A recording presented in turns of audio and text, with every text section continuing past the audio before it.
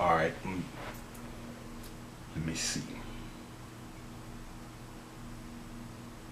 Where was we at?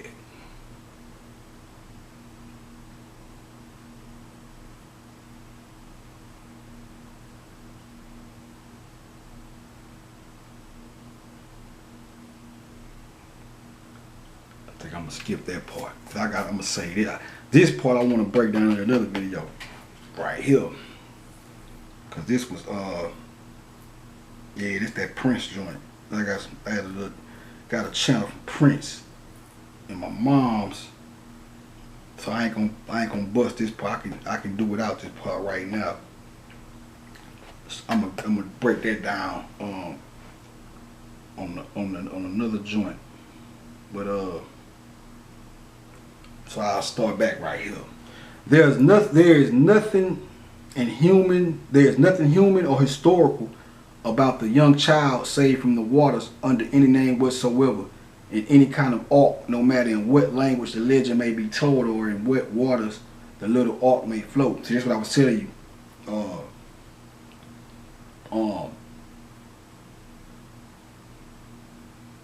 He's basically trying to tell you that this shit didn't happen. It wasn't historical. Now the human aspect of it is now. That's now. That's happening right now. You know what I'm saying, with me and what I'm doing with y'all, and as far as dispelling this information and teaching or whatever. That's going on right now. But it wasn't historical. And from I kind of gleaned from his authorship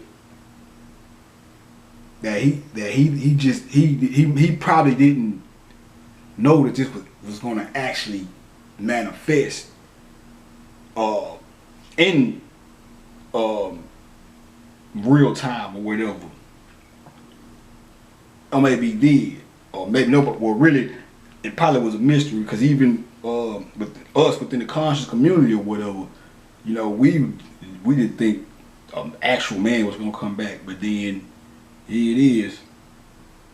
So anyway, the same legend is related of the mythical Sargon in the cuneiform tablets.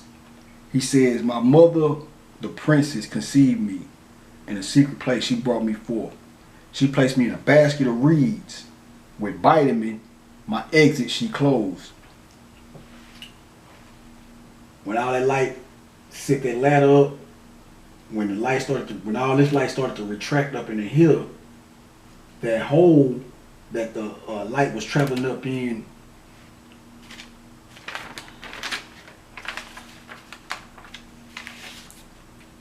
when that shot up, and then all 7 of these went and took their place up here, switching sides with the melanin that came down here and created the clusters on the spine, the ash lag. That hole that the light was coming through right here was plugged up with it was plugged up with melanin or whatever to close it off, and then the light started retracting and going up in there. Vitamin is basically melanin. Matter of fact, if you go read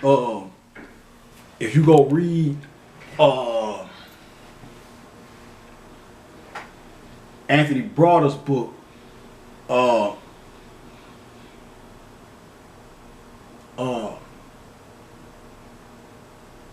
Nile Valley Contributions to Civilization. Nile Valley Contributions to Civilization. It's a section in there where it speaks about how white people used to take mummies and crush the mummies up and call it vitamin.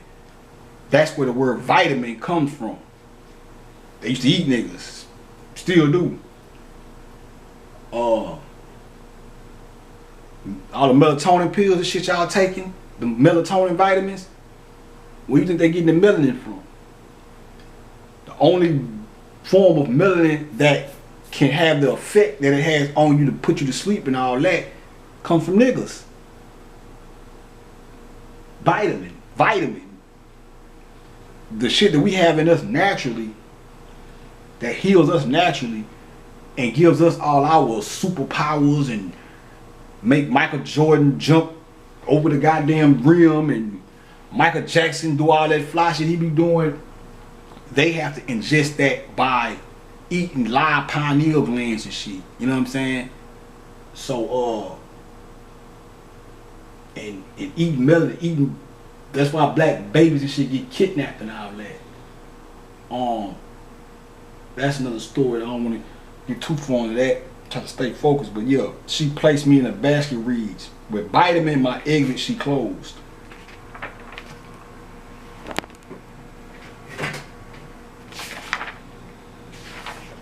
She gave me to the river, which drowned me not. When Sargon says, my mother knew not my father, he is claiming to be that divine child whose only parent was a divine virgin mother like Neith, the bringer forth of Horus or Helios, without the male progenitorship. And really the father is hidden. The father is Osiris. So it is a father aspect, but the father is actually this, the light. And when it comes up in the hill, it spreads out throughout the circumference. It breaks up or whatever, and Isis is impregnated by the middle light. This is the comes up in, creates Horus up in there or whatever. So that's the whole Osiris story. Osiris, Isis had to. Osiris was chopped up into 14 pieces. One of them, his phallus was swallowed by a fish, and she had to recreate it with gold. She put the body back together, but she had to recreate it with a recreate the penis with gold light. And after she did that, she impregnated herself and gave birth to Horus, who came to avenge the father or whatever. This is the gold penis. Like when all that goes up, that's what she impregnated herself with. And the fish that's the phallus that got swallowed, the penis that got swallowed, is this. This is the fish mouth right here. When all that melanin was coming down in the hill, it was swallowing, creating another phallic symbol down here. And but she had to recreate it up here with the light and impregnate herself. You got a deity. Let me see right here. In a quick little bonus side note real quick. 321. Come back to that part right there. I just want to make a little trip right here. Find this boy.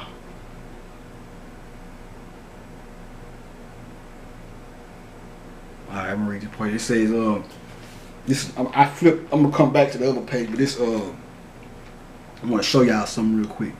This is the condition threatened in the book of Job for the wicked.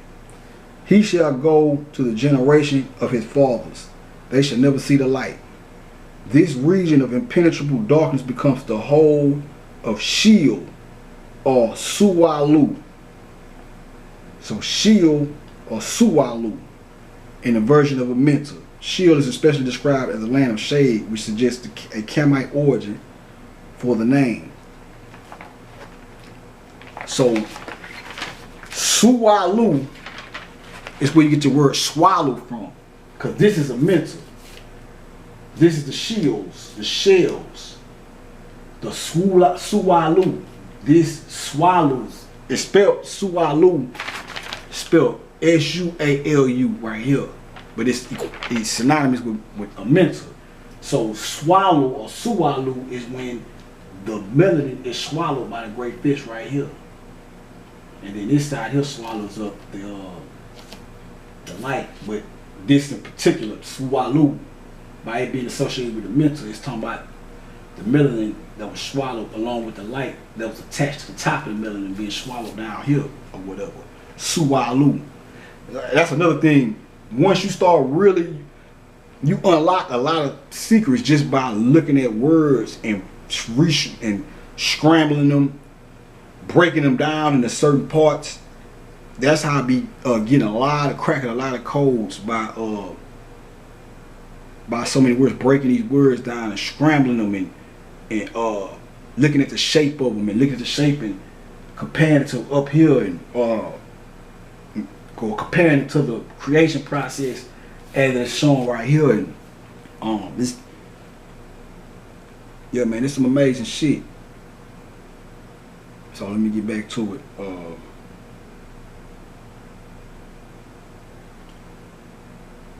The hidden birth of the child Horus is also repeated for the Hebrew infant, of whom it is said that when his mother saw that he was a goodly child, she hid him 3 months to preserve him from the death decreed by the cruel Pharaoh.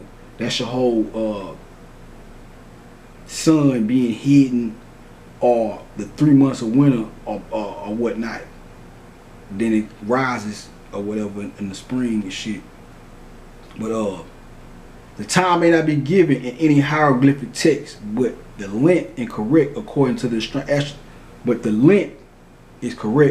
the astronomical data. Child Horus at a later time was born in the winter solstice in a concealment in the neither earth for 3 months. When the babe was placed in the ark of bulrushes and laid in the flags by the river's brink, his sister was in charge of him. And his sister stood far off to know what would be done to him. And in the hymn to Osiris it is said of the child Horus, his sister took care of him by dissipating his enemies and repelling bad luck. She is wild of tongue and beneficent of will and words, as was the sister of Moses in her suggestion to the daughter of Pharaoh. Horus on his papyrus is the youthful god uplifted from the dark waters and saved from the coils of the ape reptile. It's the coils of the ape reptile. He's raised up on the upper the ark, which protects him from all that.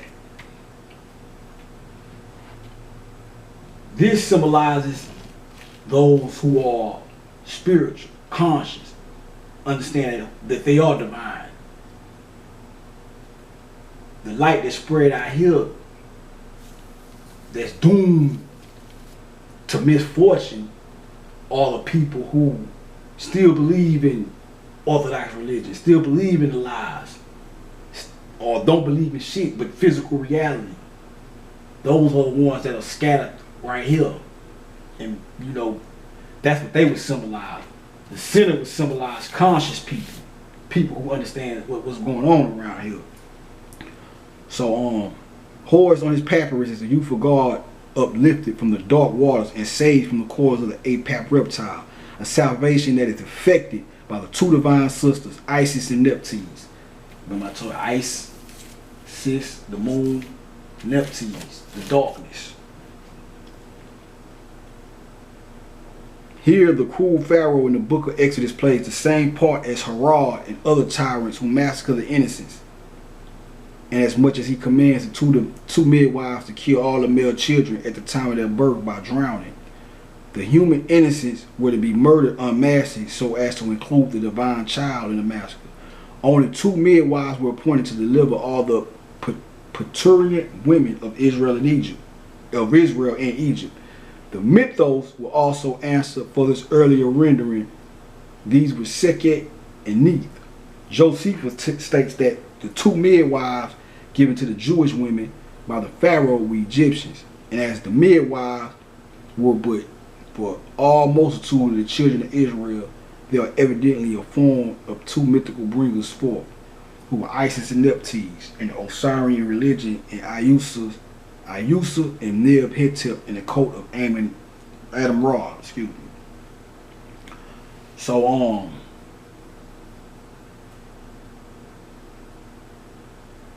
I want to go to this part right here. It's just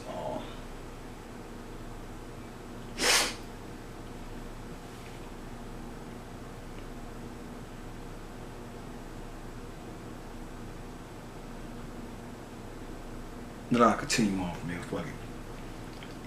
In certain of the extra biblical features of the Mosaic mythos, the Lord Egypt of Amenta is plainly indicated as the real land of the Exodus.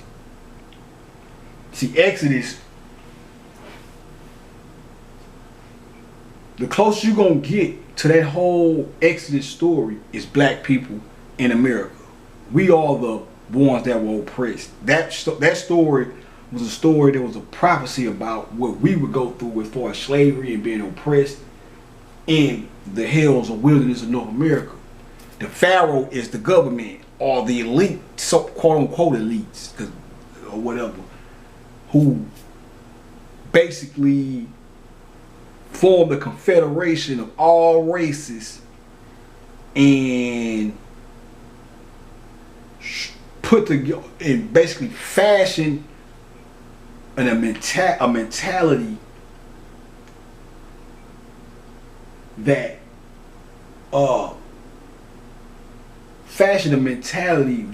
basically was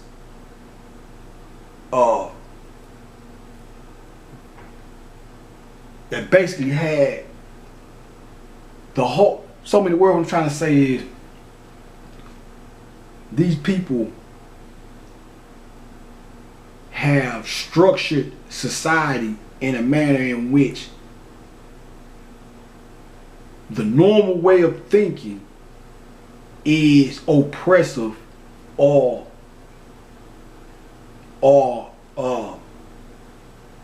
as an adversity with niggas in America, particularly ghetto niggas.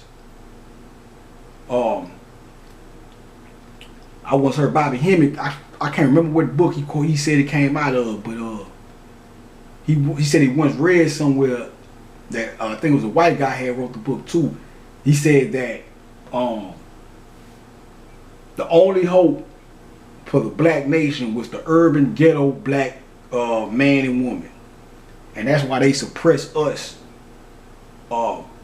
That's why all these rules and regulations and laws and not even just laws, the way that people have been trained to think is it basically goes against or doesn't work in the best basically doesn't work in our best interest. A lot of the shit that niggas take part of today and think is nigga shit and cheerlead and parade really has a adverse effect on us. And I guess, you know, this whole shenanigans, whole American charade has been geared towards keeping ghetto niggas or real niggas or niggas that don't want to be a part of the crackers' social equality, those types down. Niggas that don't want to sell out, niggas that don't want to put on suits and ties and do the corporate thing. Not because the but yeah, so many words. What I'm saying is we are the most targeted, and the Pharaoh represents all these nations. Because you can take it back to the Berlin Conference when all the different nations of the world came together.